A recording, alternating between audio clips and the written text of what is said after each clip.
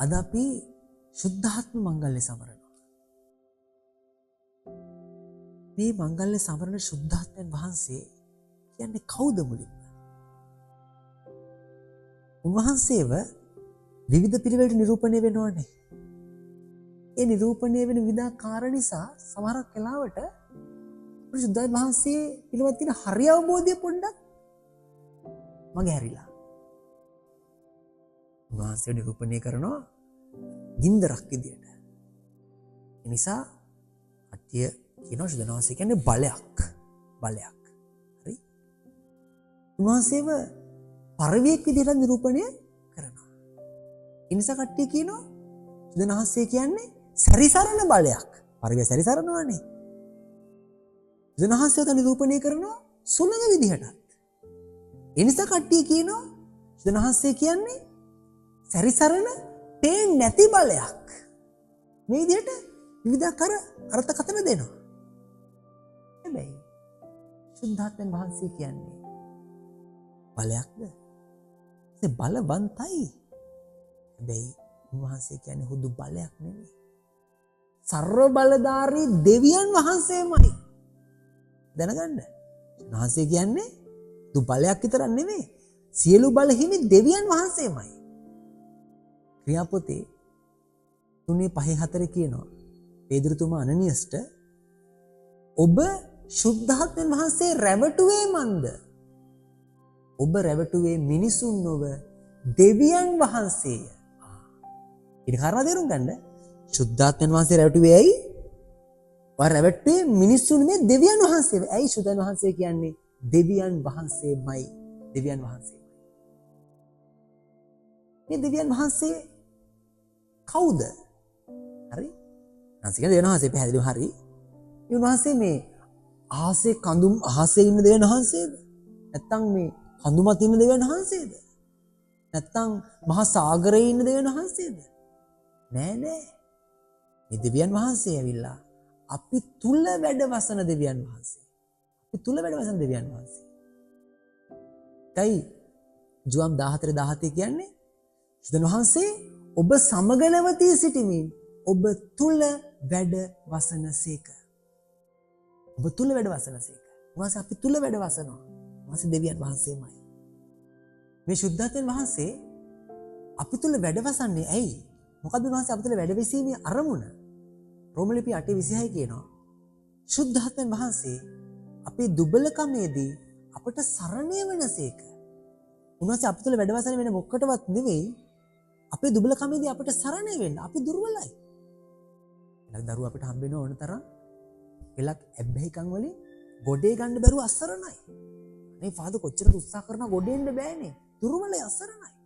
සන්නාසේ මේ බව දන්නවා. ඒ නිසා උන්වහන්සේ අපි තුල සුද්ධාත්ම ස්වරූපයෙන් වැඩවසනවා දුබල අපිට සරණ වෙන්න. මේ වචනේ උන්වහන්සේට වචනයක් කියනවනේ. මොකද්ද? සහායදායකයාණෝ. ඇයි එහෙම කියන්නේ? දුබලකමේදී සරණය වෙන ස්වාමින් වහන්සේ උන්වහන්සේ සරණය වෙනවා. ඒ ක්‍රිස්තියානි දවසේ උන්වහන්සේ අපිට තුල පදිංචියට ආවා අපිට සරණය වෙන්න. හැබැයි දැනුවත් වෙන්න අපේ සරණයට අපිට තුල වැඩවසන මේ ස්වාමින් වහන්සේගේ සරණය ලබන්න නම් අපි මුලින්ම උන්වහන්සේගේ ස්වરૂපය ගැන අවබෝධ කරගන්න ඕනේ. උන්වහන්සේගේ ස්වરૂපය ගැන අවබෝධයක් නැතුව උන්වහන්සේගේ සරණය අපිට ලබන්න බෑ. මේ වචනේ උන්වහන්සේගේ ස්වરૂපය අපිට කියලා දෙනවා. 2 තිමෝති 1:7 කියනවා අප ලබා ඇත්තේ බලවන්ත ප්‍රේමාන්විත හික්මුණු ආත්මානුභාවයය. මේ සුද්ධ වහන්සේ ගැන කියන්නේ. උන්වහන්සේ අංකික බලවන්තයි. ඒ නිසා අපේ දුබලකමේදී උන්වහන්සේට සරණ වීමේ පුළුවන්කම තියෙනවා. ඇයි උන්වහන්සේ බලවන්තයි. සා වචනේ කියනවා උන්වහන්සේ බලවන්තයි වගේම ප්‍රේමාන්විතයි. අපිට ආදරේ. උන්වහන්සේ අපිට ආදරේ නිසා උන්වහන්සේට බලය තියෙන නිසා උන්වහන්සේ අපිට උදව් කරන්න ආසාවෙන් බලන් ඉන්නවා. ඒ ආදරේ. බලය තියෙන නිසා කරන්න පුළුවන්. ආදරේ නිසා ඒ උදව්ව කරන්න ආසාවෙන් බලන් ඉන්නවා. වචන තව දෙයක් කියනවා මොකද්ද? ඒ බලවන්තයි ප්‍රේමාන්විතයි විතරක් නෙමෙයි උන්වහන්සේ හික්මුණු ආත්මානුභාවයක්. හික්මුණු ආත්මානුභාවයක්. ඒ කියන්නේ මොකද්ද? උන්වහන්සේ කොච්චර බලවන්ත වුණත් කොච්චර ආදරේ වුණත් උන්වහන්සේ අපිට සරණ වෙන්නේ අපි උන්වහන්සේට ඉඩ දුන්නොත් විතරයි. ඒ උන්වහන්සේ හික්මුණු කෙනෙක්. හික්මුණු අය බලෙන් ක්‍රියාත්මක වෙන්නේ. අවසර ලැබුණොත් ඉඩ දුන්නොත් විතරයි ක්‍රියාත්මක වෙන්නේ. දැනුවත් වෙන්න උන්වහන්සේ හික්මුණු ආත්ම අනුභවයක්. ඒ නිසා උන්වහන්සේගේ සරණ ලබන්න නම් අපි මේ හික්මුණු ස්වාමීන් වහන්සේට අපි තුල ඉඩ දෙන්න ඕනේ. ඉඩ දුන්නේ නැත්නම් උන්වහන්සේ කොච්චර බලවන්ත වුණත් කොච්චර ආදරේ වුණත් උන්වහන්සේ මුකුත් කරන්නේ නැහැ. ඉඩ දුන්නොත් විතරයි ක්‍රියාත්මක වෙන්නේ. අද පළවෙනි කිව්වෙන් බලන්න. වචනේ කියනවා ක්‍රියා දෙකේ එකේ ශ්‍රාවකයෝ එක්තැනක රැස් වී සිටියහ. ඒගොල්ලෝ එක්තැනක රැස් වෙලා ඉන්නවා. ඒ කියන්නේ ඔවුන් යාක්ෂාවේ අත්දැකීමක හිටියා කියනදී. හරි? එතන යාක්ෂාවේ අත්දැකීමක් තුළ ඉන්නවා. ඊට පස්සේ මොකද වෙන්නේ? 2:4 කියනවා. එවිට ඔවුන් ශුද්ධාත්මයන් වහන්සේගෙන් පූර්ණ වී අන්‍ය භාෂා වලින් කතා කරන්න පටන් ගත්තා. එතනවාදී පූර්ණ වෙලා අන්‍ය භාෂා වලින් කතා කරන්න පටන් ගන්නවා. ඒ පුළුවන්කම ලැබුණේ ඇයි? ඔවුන් එක්තැනක රැස් වෙලා ශුද්ධාත්මයන් ඉඩ දුන්නා. කරනවා නේද? යාක්ෂාව තුළ එක්තැන් වෙලා ශුද්ධාත්මයන් ඉඩ දුන්නා. හික්මුණු ආත්මානුභාවයට ඉඩ දෙද්දී උන්වහන්සේගේ බලයෙන් පූර්ණ කරනවා ශ්‍රාවකයන්ට. ඒගොල්ලෝ බලගතු ක්‍රියා කරනවා. දැනගන්න. දැන් ශ්‍රාවකයෝ වගේ අපි යාක්ෂාව තුළ උන්වහන්සේට ඉඩ දෙන්න ඕනේ. හැබැයි මේ කළ යුතු යාක්ෂාව මොකද්ද? ශුද්ධාත්ම බලයෙන් පිරෙන්න කළ යුතු යාක්ෂාව මොකද්ද? නිකන් එක නම මරියක් කියලා පිතා පුත්‍රය දාලා මෙහෙම තුරුමගන අතරලා තප්පරයක් ගිහිල්ලා එහෙම යාඥා කරලා ශුද්ධාත්ම බලයෙන් පිරෙන්න පුළුවන්ද? එහෙම බෑ. ශුද්ධාත්ම බලයෙන් පිරෙන්න කළ යුතු යාඥාව ගැන දේව වචනේ ඉතා පැහැදිලිව අපිට කියලා දෙනවා. එපිස 5:18 කියනවා මුද්‍රික පාණයෙන් මත් නොවන්න ආත්මයන්ගෙන් පූර්ණ වන්න. කියනවා නේද? මුද්‍රික පාණයෙන් මත් නොවන්න ආත්මයන්ගෙන් පූර්ණ වන්න.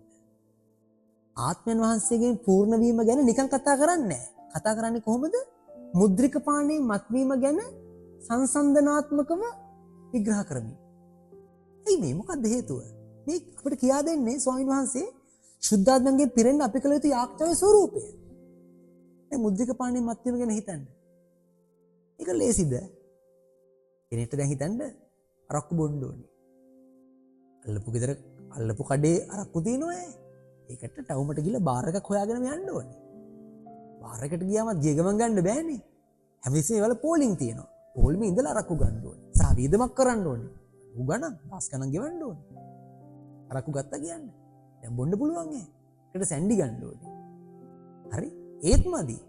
ෆුඩ් සිටියට ගිහලා බයිට්ස් මොන හරි ගන්න ඕනේ. අලුතුරු මොන හරි ගන්න ඕනේ. ඒත් බොන්න බෑනේ.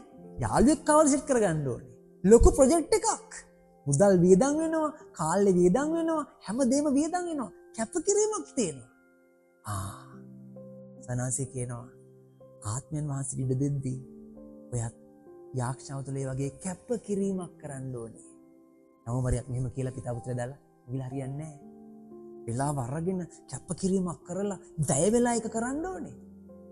ඒකම නැතුව අර හික්මුණු ආත්මානුභාවයෙන් පූර්ණ වෙන්න ඔයාලට පුළුවන් කමක් නැහැ. මොනවද තේරුම් ගන්න?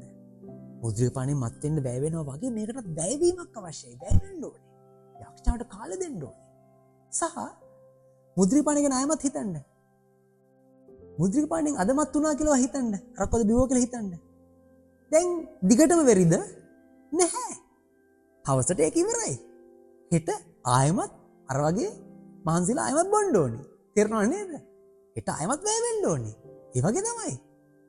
අද යාඥා කරලා විතරක් හරියන්නේ නැහැ. හෙටත් ඔය අර වගේම වෙලාව අරගෙන කැප වෙලා වැය වෙලා යාඥා කරන්න ඕනේ. අනිද්දාත් ඔය ආයමත් එක්තැන් වෙලා යාඥා කරන්න ඕනේ. මේ දෙක කලේ නැත්තම් ඔයාට ආත්මයෙන් පූර්ණ වෙන්න බෑ. ඒකයි සෝනාසෙ මේ කියා දෙන්නේ. මුද්‍රික පාණයත් එක්ක සසඳමින්. පැහැදිලිද? අද ගොඩක් අය මේ යාඥාව කරන්නේ නැහැ. පැහැදිලිද? නිකන් පොඩි නම මරියක් කියලා යනවා. මෙහෙම පිටා පුතේ දාලා යනවා. අර වැය වෙලා කරන යාඥාව කරන්නේ. තරුණ වැඩසටහන් වල රෝගෙ මම අහනවා යාඥාව ගැන. ගොඩක් අය කියන්නේ මොකද්ද? නම මරිය 3ක් කියනවා නිදා ගන්න කලින්. නැගිට ගමන් විනාඩියක් ඉවරසන් කියනවා.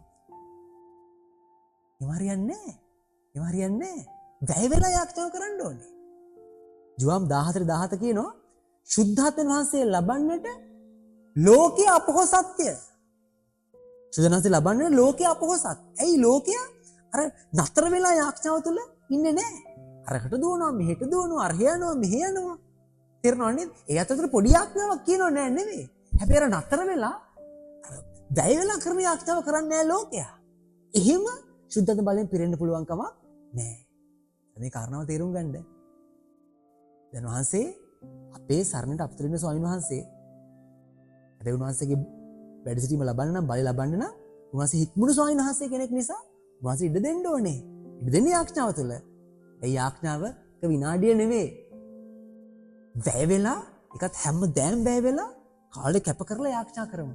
ඒ හරහා ශනාසගෙන් පිරෙමු. ඒ නිසා ශන බලයෙන් මේ විදිහට පිරෙන්න බලයේ ශක්තිය ඉල්ලලාද අපි යාඥා කරමු. ස්පීඩයි.